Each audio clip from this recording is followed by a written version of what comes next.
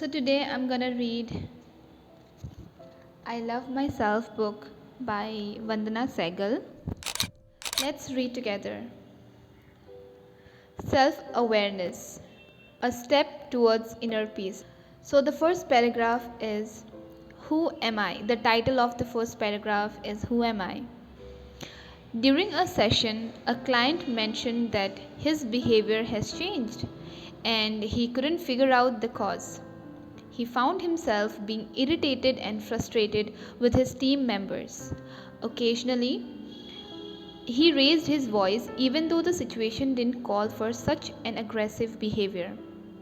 This type of behavior was quite unusual for him to express, considering he was usually an introverted person and hesitant about showing his emotion. He had been very critical about his team's action and working style. While working with me, he realized that a painful childhood event had left a deep emotional impression and he was completely unaware of it, and he lacked self awareness. So, as it is clearly understood that the author Vandana Sehgal is an author and also a life coach by profession. So उनके पास तो काफ़ी client आते होंगे and वैसे ही एक client उनके पास जाते हैं और बताते हैं कि काफ़ी दिनों से मैं नोटिस कर रहा हूँ कि मेरा बिहेवियर सडनली चेंज हो गया है and I am acting really aggressively towards my team members मतलब maybe he is a business man and उनमें बिजनेस में जो टीम होते हैं ना जो एक साथ काम करते हैं सब उनके प्रति वो बहुत अग्रेसिव एंड रूड हो रहे हैं. He is really frustrated with them. So now he came to Vandana Sehgal to understand the cause. Like उनको समझ में नहीं आ रहा why is this happening to him. So while during the session, and I guess after the session, he realized that the client realized that उनके मन में बचपन में उनके साथ एक ऐसा इवेंट हुआ था. उस इवेंट ने उसके दिलो दिमाग में बहुत गहरा क्या कहते हैं छाप छोड़ा था and still he is unaware of that but still that he is carrying that baggage with him.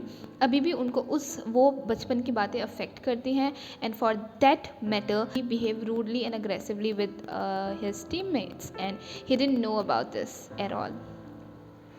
Okay, so that means he lacked self awareness. उनको खुद के बारे में नहीं मालूम था. So what is self awareness, right? What is self awareness? Okay, so it says that self aware होना मतलब अगर आप सेल्फ अवेयर होते हो, अगर आप खुद के बारे में जानते हो तो वो आपके इमोशंस को, आपके एक्शंस को अंडरस्टैंड करने में हेल्प करता है. मतलब अगर आप किसी को भी सडनली जाके किसी को मतलब अगर आप सडनली अग्रेसिव हो जाते हो, if you are unaware that why did I just behave like this, why am I angry, मतलब एक हो जाता है ना कि आपको खुद ही नहीं पता आपने ऐसा क्यों किया है. It is because of lack of self awareness. So it says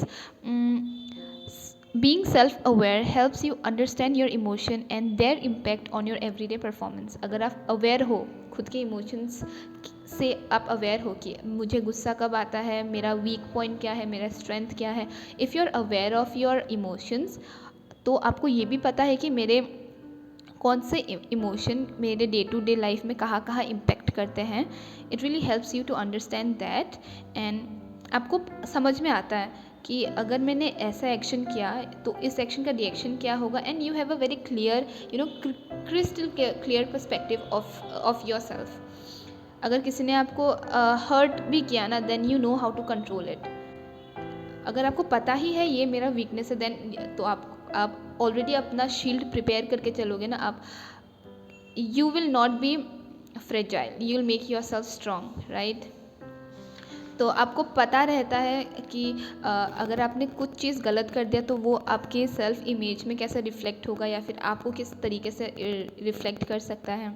आपको अपने लिमिटेशंस, अपने स्ट्रेंथ के बारे में मालूम होता है which clearly impacts your self confidence. आपको पता है कि by doing this, by showing my strength I will feel confident.